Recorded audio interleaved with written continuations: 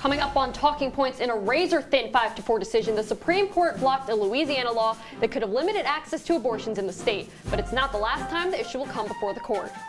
And later, Democrats in both the House and Senate say a Green New Deal would help the nation reach net zero emissions within a decade. And it's looking like a sticking issue for the 2020 presidential candidates. And in a move that shocked the international community, the Princess of Thailand wanted to run for the country's top spot as prime minister, but the royal family had something to say. We'll break down the unprecedented move, all that and more, tonight on Talking Points.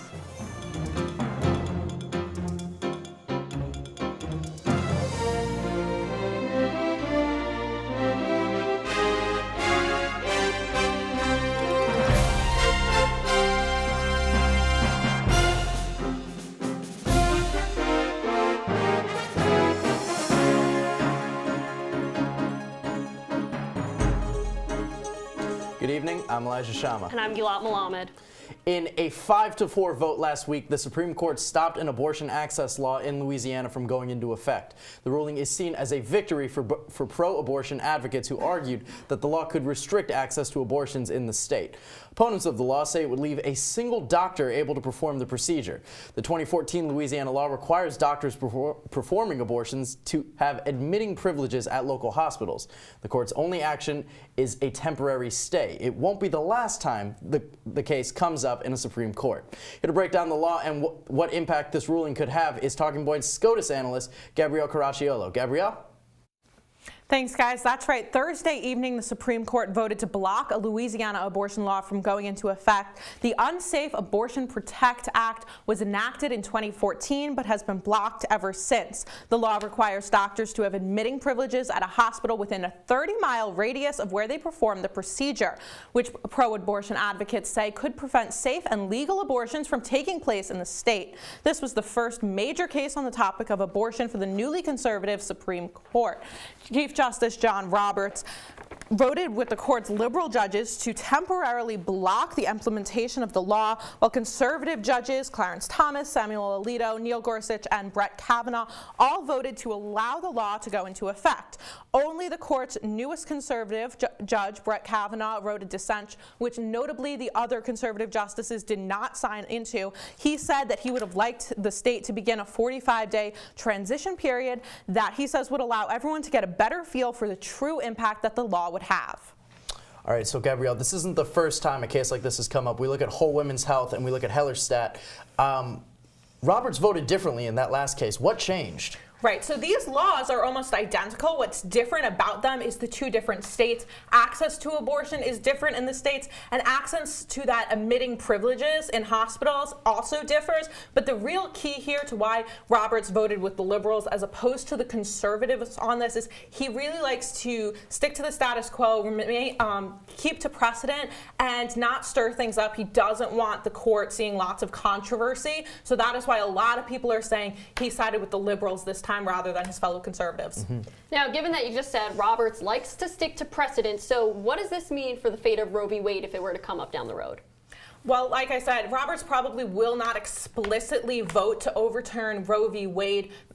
We believe that Kavanaugh also would not. That's what Suzanne Collins was betting on when she voted for him. But instead, they are going to see smaller cases like this come before the court, and then they can slowly chip away at that incrementally. But of course, this last case went to the liberals. It didn't go to the conservative side. So you talked about that kind of slow incremental chip, but are they going to be seeing any other abortions cases this term? So the official docket isn't out yet for this, but there is one case that they're expected to look at. It's in Indiana that Governor Mike Pence signed while he was still governor of the state, and it says that the remains of fetal remains need to be disposed of by burial or cremation. Now, this has been blocked ever since it was signed from actually going into effect. All the lower courts are saying that it should not go into effect. It's expected to go before the Supreme Court at some point, so it'll be interesting to see whether the liberals will take this one again and Roberts will side with them, or if he'll side with the conservatives. All right, certainly interesting to see. We'll be looking ahead to that, the Supreme Court's term lasting until June. Gabrielle, thank you so much. Thank you. Virginia continues to be embroiled in scandal as the state now has 4 of its highest-ranking elected officials facing calls for resignation. The state's governor, attorney general, and Senate Majority Leader are in the midst of separate blackface incidents from their college days. Meanwhile, Lieutenant Governor Justin Fairfax has been accused of sexual assault by 2 women. Politicians around the country are calling for Fairfax to step down. These are very serious accusations, and he's unfit to serve office. Leads me to call for his resignation. That I just believe it's time for him to step down. So, Michael, thank you for joining us. We just heard those politicians calling for Fairfax to step down. Can you tell us a little bit about these allegations against him? Yeah, so he's been accused by 2 different women, Dr. Vanessa Tyson and Meredith Watson. Now, Vanessa Tyson accused him of assaulting her in 2004 in Lieutenant Governor Fairfax's hotel room at the 2004 Democratic National Convention. And the second accuser, who came forward about a day or 2 after the initial allegation surfaced, she accused Fairfax of assaulting her while they were in college in the year 2000. Now, these allegations are pretty serious. The 2 people coming forward with these accusations have kind of very specific, accounts of what exactly happened. They've got dates, times, places. And actually, the second accuser, Meredith Watson, has been talking about this for a couple years. You can find Facebook posts going back to 2014, 2016, a couple years prior, where she's been talking about Justin Fairfax and been talking about this situation. And now it's coming to light and he's facing a little bit of trouble. Very serious allegations, but they're also facing other serious allegations when you come to the blackface controversy that's kind of swept the Capitol. But it's not just Governor Northam. Can you talk a little bit about some of these other incidents that are starting to crop up? Yeah, it's been a real busy 2 weeks in Virginia. And so the 2 incidents in question, you alluded to Ralph Northam's blackface scandal, but also the Senate Majority Leader of Virginia and the Attorney General Mark Herring of Virginia are both facing scandal. It was kind of funny with Mark Herring because Mark Herring actually voluntarily came forward and volunteered that during his college days he dressed up in blackface. And then in the days that followed, this was the last one that came forward, in the days that followed, the Senate Majority Leader of Virginia, who actually happens to be a Republican, unlike the other 3, it was released that during his time at the Virginia Military Institute, he edited a yearbook that had multiple racial slurs, multiple portrayals in blackface, images of the Confederate flag, all kinds of that kind of really serious, racist, racially charged material.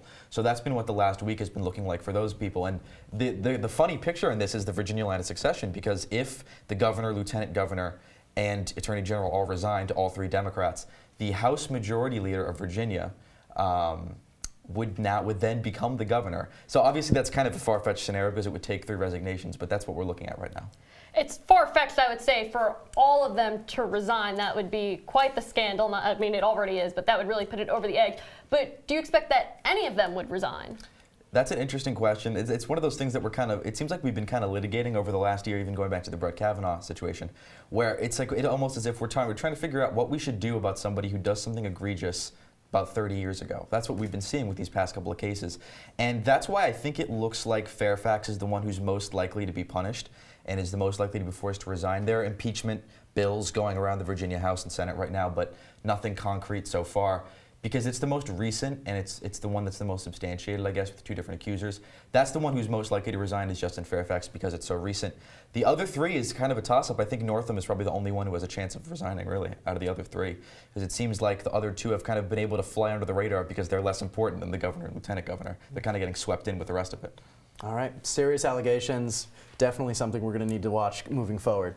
And coming up next on Talking Points, legal weed might be coming to New York. We'll discuss Cuomo's possible reforms next.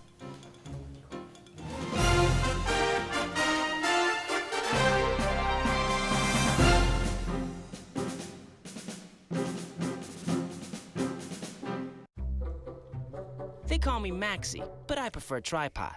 I was your above-average 4-legged homie, and then wham, bam, minivan. Some people pity me. Now that's lame. I still run, fetch, and swim. And the ladies love me. I'm the ultimate wingman. Just don't ask me to high five.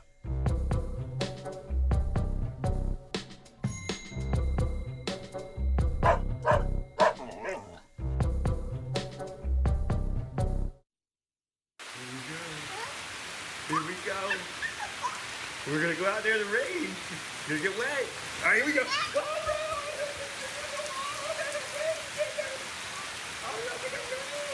Okay, quick.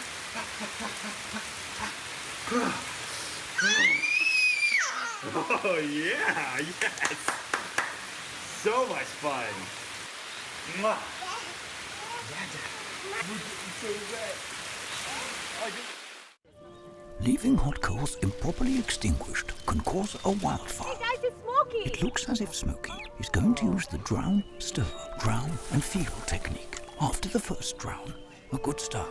Next, another drink. And finally, a close feel. Is it cool? Okay. Yeah. Hey, Smokey, catch.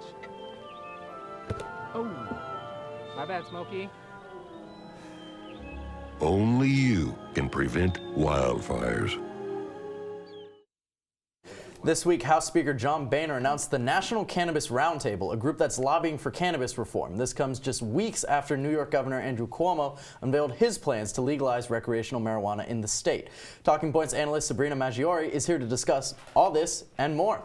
So, Sabrina, what's Cuomo's plan look like? What are we talking about here? Sure. So he's unveiled the Cannabis Regulation and Taxation Act, and what this is it's going to be passed. He wants it to be passed as part of his executive budget by April 1st. And within the plan, what you see is an Office of Cannabis Management, which is going to be this huge regulatory body that's really going to oversee all aspects of the marijuana program. It's going to take in the current medical marijuana program as well as incorporate new elements of the recreational marijuana program. And what else you're going to see is that he's planned for the act to really come into play for individuals who are 21 and over. So if you're 21 and over, you can go and you can buy recreational marijuana. And the last part of it that's really significant is that he's going to seal criminal convictions for possession on marijuana. In 2017, Governor Cuomo called marijuana a gateway drug. Sabrina, what's changed? So I think one significant thing to note is that this is sort of part of a growing trend. There have been 10 states plus DC that have legalized recreational marijuana, and there are 33 other states that have medical marijuana programs in place. But for Cuomo specifically, the Public Health Department had this 6-month study, and at the end of the 6 months, they found that the benefits of legalizing recreational marijuana would outweigh the negatives.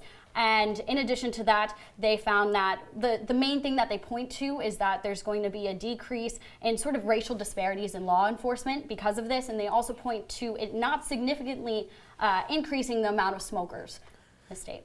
So you mentioned that the positives outweigh the negatives, but there are still negatives. What challenges or obstacles is a bill like this going to face moving through the House? So the first thing that comes to mind is it's a very complex bill. The April 1st deadline is looming when Cuomo wants it passed, and the Majority Assembly leader has said that she sees a lot of challenges coming to this. She first says that there's got to be a different language used, and her main priority is taking the tax revenue that's coming from this bill and putting it towards communities that were disproportionately affected by previous marijuana laws. So that's her priority.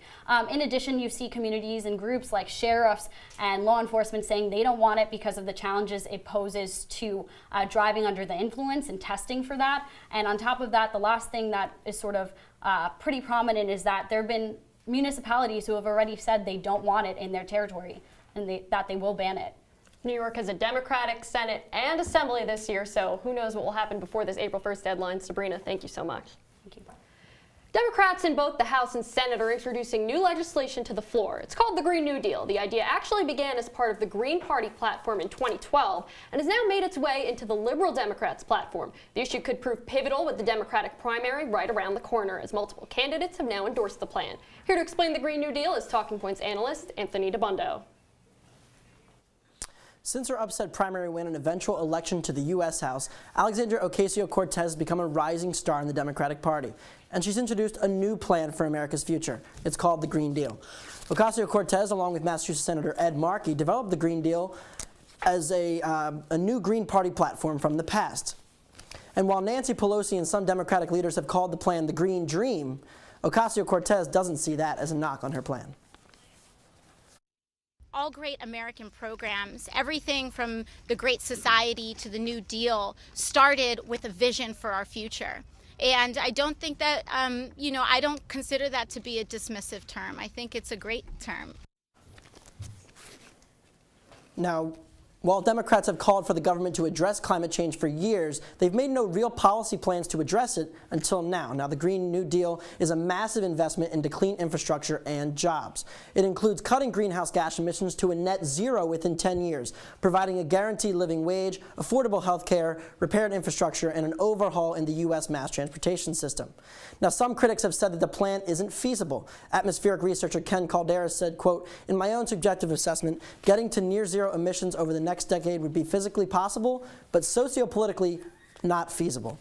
Multiple prominent Democrats running for president in 2020 have endorsed the Green New Deal, among others. It's unclear whether or not any legislative efforts will survive, despite fossil fuel companies donating millions to high-ranking government officials.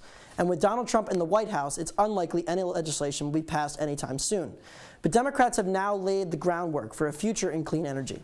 Gilat, Elijah, back to you. Thanks, Anthony. Nigeria's presidential elections are coming up this Saturday. We'll break down the candidates' issues and more after the break.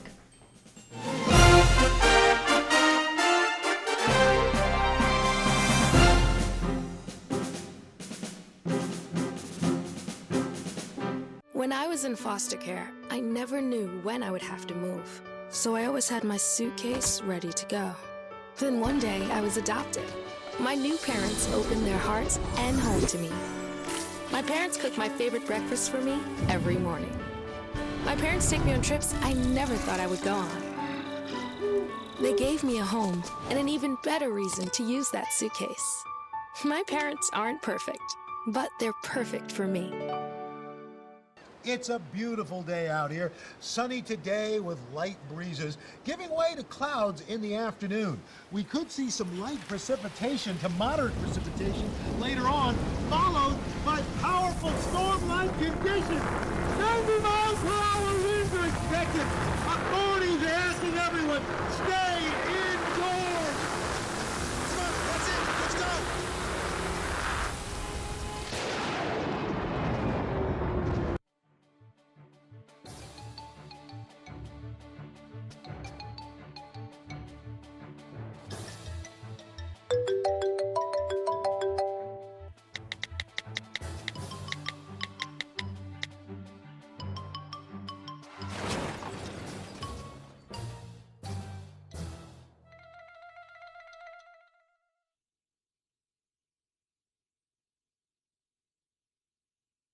Welcome back to Talking Points. In a move considered by many to be unprecedented in the country's history, the Princess of Thailand is running for Prime Minister. But the Thai Electoral Commission is barring her from running. Talking Points analyst Jack Watson is here to break down what both sides in that country are saying and some of the controversy behind the princess's decision. Jack?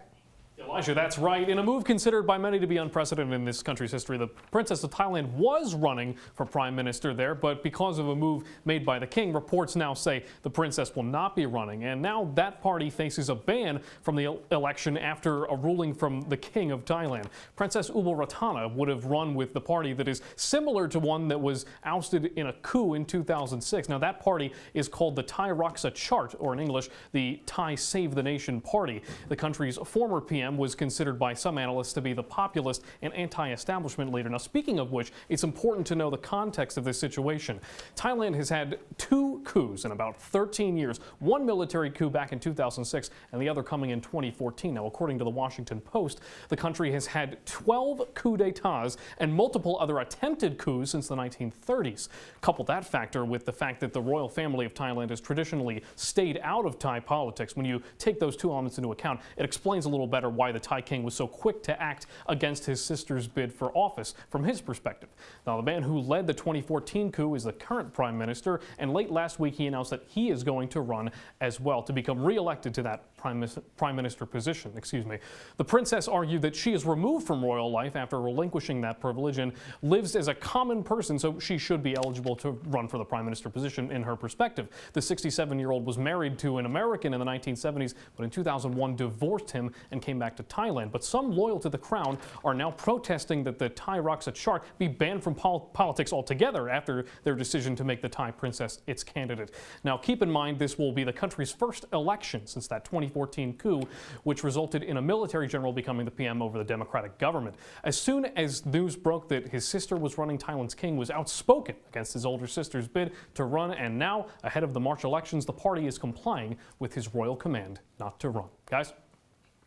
Thanks, Jack. Nigeria is set to hold presidential and national assembly elections on Saturday. In 2015, Muhammadu Buhari won comfortably and became the first challenger in the country's history to defeat an incumbent president. However, analysts project Saturday's result to be very close and that it's too difficult to call. Here to discuss what to look out for in those elections this weekend is Talking Points analyst Brandon Ross.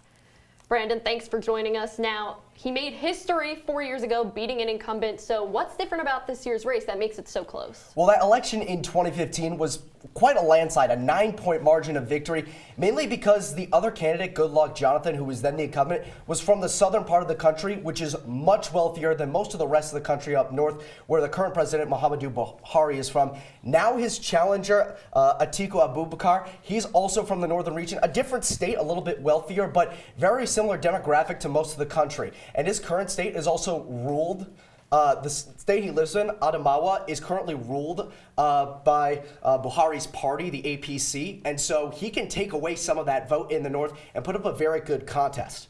So, looking at these two candidates, what are the differences between these two people? I mean, they're both from the same region, they both have similar backgrounds. What are their differences? Well, the main difference is one has the power of incumbency, one has the power of being the challenger, essentially. Buhari has a very interesting background. He has been the head of state twice. Now he's the democratically elected president. Before, he was the head of state from 1983 to 1985 after he was part of a military coup to take over a country, and he was actually taken out by another coup that would put in another new government until 1999. And that first government following that coup d'etat was actually when his opponent, Atiku Abubakar, actually became the vice president when he was formerly the governor of his home state of Adamawa. Now, the economy is always a big issue in elections. It's something people vote on, whether the economy is doing well or not. Tell us a little bit about Nigeria's economy. Well, the one thing you need to know about Nigeria, it's got a little bit of a film industry, which is nice, but the main thing is its economy is very, very oil dependent, and the big knock on the incumbent president is that early on in his presidency, the economy took a big hit because oil prices went into the tank. It went from $96 a barrel down to $40 a barrel in just the first 2 years of his term. It did make a little bit of a rebound. Prices are now bouncing around $60 a barrel, but those first 2 years caused mass unemployment that hasn't really recovered with the increase in oil prices, and that can make a big difference with some voters. Now, moving past the economy, what are some other issues that could crop up in this election that could sway voters? Well, I think the big alternate issue besides the economy is going to be security. Nigeria is obviously famous for having to deal with the militant group Boko Haram, and now something that Buhari has done very well in the early part of his term was combating them with his military.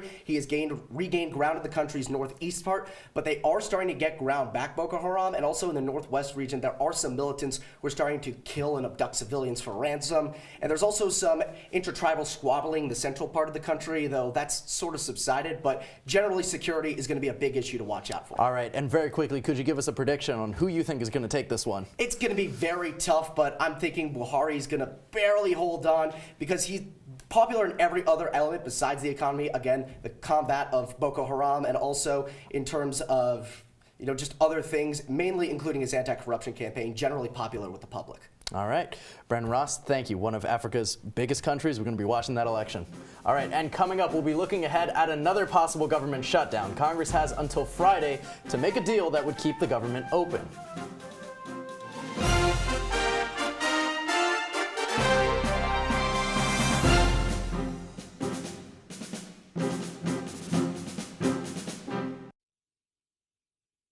I see you mobbing over her. Let's go. Let's mob. Let's crawl. Let's crawl. Let's crawl. Hey, yo, we mobbing. Come on, girl. Let's crawl. Hey, yo, let's crawl. Hey, yo, let's crawl. Hey, let's crawl. Hey, yo, let's crawl.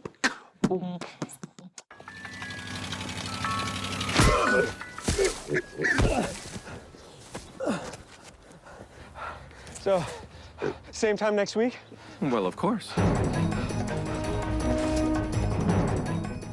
I already knew that I was going to go to college, you know, from a young age.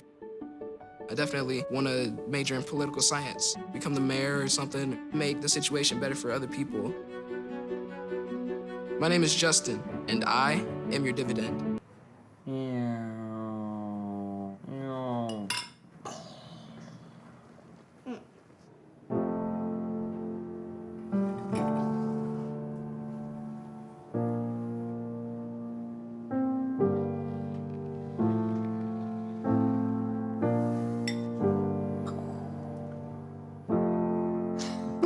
Visit aarp.org/caregiving for information on how to provide even better care for the person who once took care of you.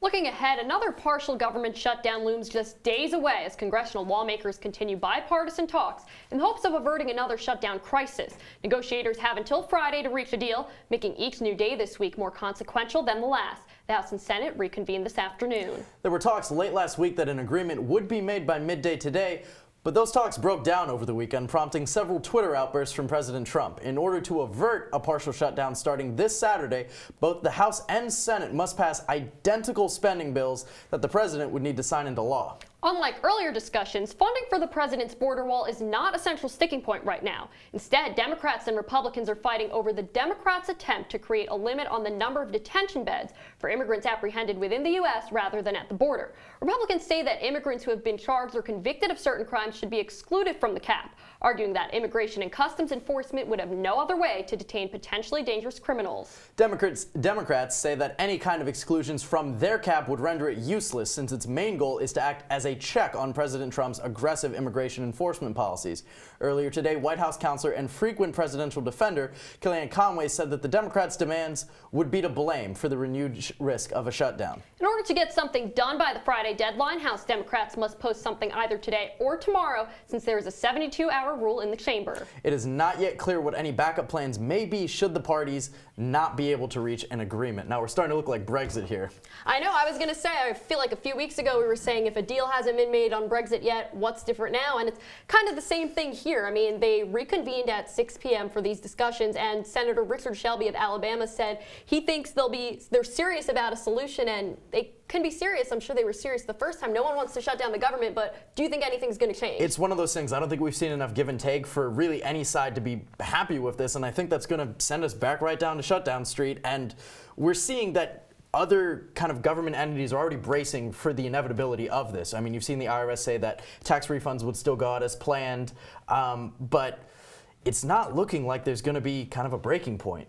Something that's interesting, is the president's role in all of this right now in El Paso at a rally, of course, on the border, Beto O'Rourke having his rival rally down the street. So, I'm wondering, what is the White House doing right now? I mean, of course, Congress has to come to the agreement, but with the president in Texas right now, with, the senators and the House of Representatives trying to strike a deal tonight, he's halfway across the country. Yeah, I mean, you think about kind of rallying the troops, and I mean, maybe Trump is playing cheerleader in El Paso right now, but I think right now people kind of need that bully pulpit. The senators and votes need to get whipped. I'm not sure that being in El Paso is going to help that happen. Definitely, and I mean, him being in El Paso trying to make it seem like more of a crisis. You have California Governor Gavin Newsom today moving troops away from California's border with Mexico, trying to make this seem like the border isn't a crisis, so it's kind of a fundamental disagreement here on both sides. It's one that's going to watch moving forward. And that's all the time we have for Talking Points tonight. Remember, you can see all of our episodes, webisodes, and specials on CitrusTV.com/talkingpoints. I'm Elijah Shama. I'm Gilat Melamed. Have a great night, Syracuse.